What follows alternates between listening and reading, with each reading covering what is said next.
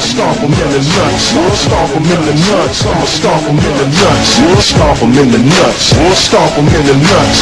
Stomp him in the nuts. I'ma stomp him in the nuts. What's good?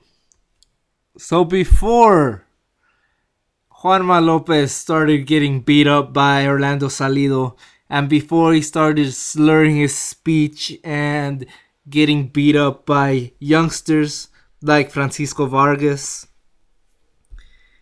and Mikey Garcia, he was a top 10 pound for pound fighter. He had 30 victories, and 27 of them have come by knockout. He had beaten Rafael Marquez, former world champion, Ponce de Leon, Bernabé Concepcion, who was touted to be the next Manny Pacquiao in a way, Steve Luevano, and other really good fighters like Sergio Manuel Medina and Rogers Mtagua. Before Yuriokis Gamboa floundered his career by signing with 50 Cent in 2012 and fighting once a year after that, and then stepping up two weight divisions to fight Crawford, a young up-and-comer who's huge for a lightweight and extremely talented, and then getting knocked out. Before all that, Gamboa still is, an Olympic gold medalist for his home country of Cuba. He was 19-0 with 15 knockouts.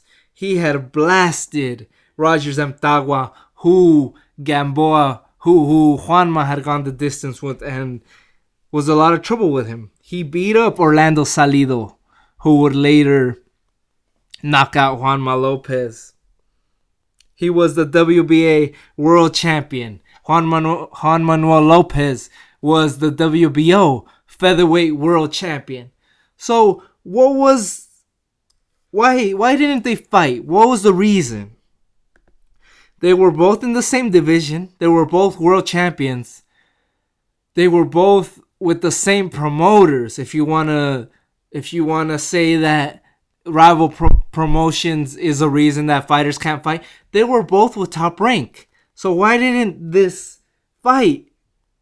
Why didn't they fight at the end of 2010 when this fight was perfect? Orlando Salido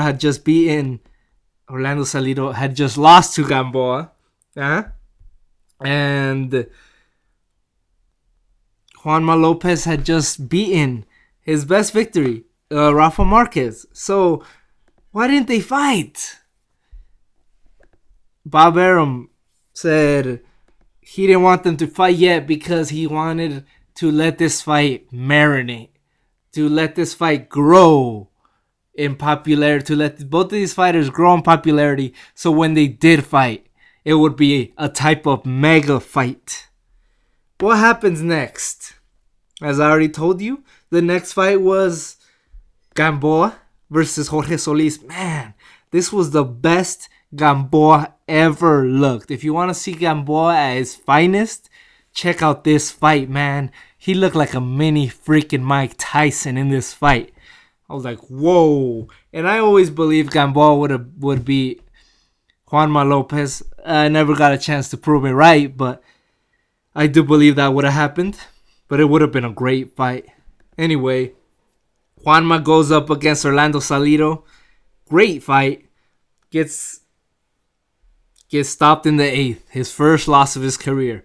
And these were punishing fights, man. So he fought him again in 2012. Lost again. You could tell he had some screws loose because he blamed his loss on the referee, that he bet against him, when he was clearly beaten up. Both great fights, but he took a lot of punishment because he never had any good defense, and he was very chinny. Juanma Lopez was always very chinny, but he stood there and fight and always went for the knockouts. So all the fights before, he knocked you out before you could knock him out. Orlando Salido wasn't about that. Orlando Salido's a warrior. If he doesn't got a good chin, Because I could see a lot of people confusing, saying that he doesn't have a good chin because he gets dropped all the time. But if he doesn't got a good chin, he got balls, which he does. But I do believe he has a good chin. Even though he does get dropped a lot, he always gets up. So that's a sign of a good chin. So Bob Arum let this fight marinate until Juanma Lopez lost bad. So the fight couldn't happen anymore because Gamboa signs with 50 Cent. He fights once in 2012. He fights once in 2013. And then he steps up against Crawford. Crawford knocks him out. He fights again in 2014. And he fought again this weekend. He fought this weekend, but that fight wasn't even televised. So the fight we could have gotten, man. These two young warriors would have been Puerto Rico versus Cuba. Two knockout artists, two extremely talented fighters. Imagine what we could have gotten if these damn greedy promoters didn't want to wait for a freaking fight to marinate. And this is a warning. These fighters were so good. You just waited a year. It's just in a matter of a few months, this fight was over. This golden opportunity was gone. This video is a warning to all these fans that saying, "Oh, these fights could wait. They're still young." That's not what Anthony Joshua and Dylan White said. Because that fight was great. That's what we get when two young, undefeated fighters fight each other. We get great fights. Let's call for these great fights, guys. And these promoters make these fights happen before it's too late. And we'll always wonder, what if? Just like that mega fight that we got 5 years too late. What if we got that in 10? What if we got that in 2010 or 2011? What if? We're left wondering now.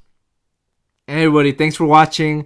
Let me know what are your thoughts on Gamboa, Lopez, on promoters, on fighters, on fans being okay with fights marinating. Shout outs to the whole ITBC, and you guys have a great day.